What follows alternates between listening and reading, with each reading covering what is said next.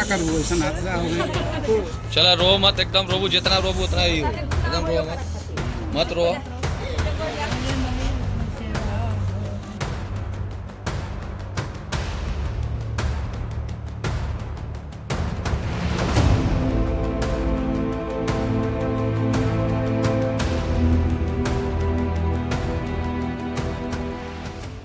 दिलदार नगर में एक बार फिर से एक बड़ा हादसा हुआ है, एक बड़ी दुर्घटना कह सकते हैं, एक घटना कह सकते हैं।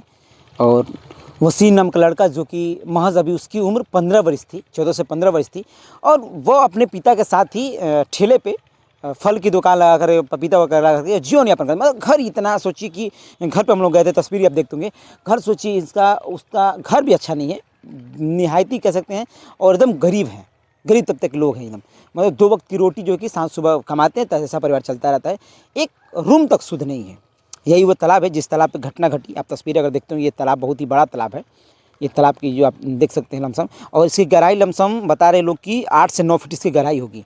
मतलब एक बहुत ही ज़्यादा ये गहरा कम से कम तालाब है। हो सकता है कि मछली पालन के लिए भी उसका उपयोग किया जाता हो इस तरीके से। लेकिन यहाँ अगर तस्वीर आप देखेंगे तो वहाँ आप दिखाएं सही होगी, वहाँ भी देखेंगे तो वहाँ भी पत्थर लगे हैं, यहाँ भी पत्थर लगे हैं, यहाँ अगर देखेंगे यहाँ दिखाएं सही होगी, यहाँ भी पत्थर लगे हैं और यहाँ भी पत्थर लगे हैं। मतलब कि हमें लग रहा है कि यहाँ पे कुछ ना कुछ क्रियाएँ की जा रही है, यानी कि कपड़ा वपड़ा धोने के लिए भी कार्य यहाँ किया जा रहा हो, क्योंकि इस तरीके की चीज़ें जो कि अक्सर ही कपड़े धोने के लिए की जाती हो। तो यहाँ पे लोग रहा कि नहाते भी हैं। लेकिन जिस तरीके से जो खबर सामने निकल के आ रही है, पिता से भी उनकी बात हुई तो उन्होंने बताया कि लड़का जो हमारा है कि दुकान से आ करके जो कि शौच करने के लिए, इधर आप देख रहे हैं, इधर शौच करने के लिए गया होगा, और तब यहाँ पानी छूने के लिए जब आया, पैर फिसला।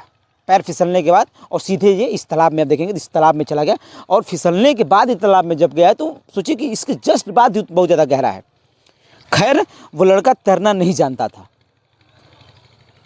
और वह इस कदर नीचे चला गया कि जो उसके साथ भी 2 लड़के थे वो भगे भगे दौड़ के गए, लोगों को सूचना दिए, लोग यहाँ आए भी, और 5 से 6, 7, 10 लोग कम से कम इस तालाब में कूद गए उस लड़के को ढूंढने के लिए, कम से कम उसको ढूंढ। लेकिन सोचिए कि इस तालाब की इतनी ज़्यादा कह सकते हैं कि ज़्यादा दूरी है, और लड़का जब डूबा होगा तो कहीं ना कहीं इधर उधर सरका होगा, अपने पैर हाथ जब मारा होगा तो इधर उधर सरका होगा, तो थोड़ा सा ढूंढना मुश्किल हो गया था।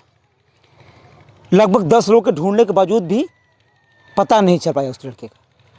तब जाकर के प्रशासन को खबर दी गई, प्रशासन जो तब आई और उसके बाद महाजाल मंगाया गया। महाजाल डालने के बाद तब उस जाल में लड़का फंसा है। हालांकि SDRF NDRF को भी चीज़ें सुनिश्चित कर दी गई थी, वो भी मौजूद हो गई थी, और इस तालाब को ढूंढने की कोशिश की जा रही थी कि नहीं, अब तालाब में उस लड़के का शव ढूंढा जाएगा। एक आस बची थी कि जब लड़का निकला उस महाजाल से, आस बची थी कि हो सकता है कि जान वगैरह हो, तो फ़ौरन जो है कि यहाँ के एक निजी अस्पताल में ले जाकर के उन्हें दिखाया गया डॉक्टरों से। तो डॉक्टरों ने पूरी कोशिश की, देख लेते हैं जान अगर थोड़ी बहुत हो तो कोशिश कर सकते हैं, लेकिन उस बच्चे की डेथ इसी तालाब में हो चुकी थी। मतलब कि लगभग 2 से 3 घंटे बाद जब शरीर निकला तो उसकी सांसें थम चुकी थी। बॉडी पोस्टमार्टम के लिए जा चुकी है। अब सारी प्रक्रिया प्रशासन कर रही है। हमने पिता से भी बात की, आपने देखा जिस तरीके से उन्होंने बताया कि जैसे एक होता है कि संगाई सामने निकल के आती कि बहुत लोग ले जाकर के इसको पीछे से धक्का दिए होंगे तब हत्या हुई होगी, मार, ऐसा कुछ प्रकरण भी सामने नहीं निकल के आया है। वो लड़का शौच करने आया था और पानी छूने के बाद तब पैर फिसला है, उसके बाद उसकी मृत्यु हो गई। ऐसी खबरें सामने निकल के वो पिताजी खुद बयान दिए हैं, वहाँ के लोग भी देखे हैं, और बहुत लोग यहाँ कड़ी मकसद करने के बाद उस लड़के को ढूंढ पाए हैं। खैर दिलदार नगर में लगातार ऐसी घटनाएं बहुत ज़्यादा देखने को मिल रही हैं।